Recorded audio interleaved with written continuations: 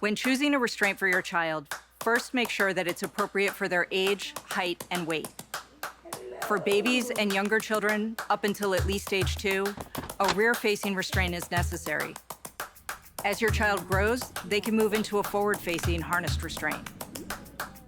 Many parents find it convenient to use an infant seat with a handle that makes it easy to pull the seat in and out of the car. Starting with a convertible seat is also an option. A convertible seat can be used rear-facing from the newborn stage to when the toddler reaches the height or weight limit of the seat for that configuration.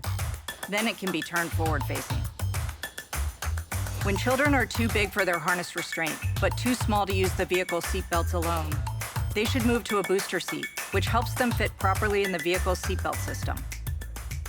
Picking out a child safety seat, whether rear-facing, forward-facing, or even a booster seat, depends on your child's height and weight and the seat's compatibility with your vehicle.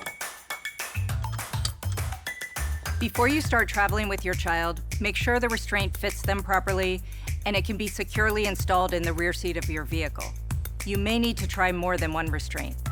Convenience features can make installation easier, and there are safe options at all price points. Remember, the most important thing is restraining your child on every trip.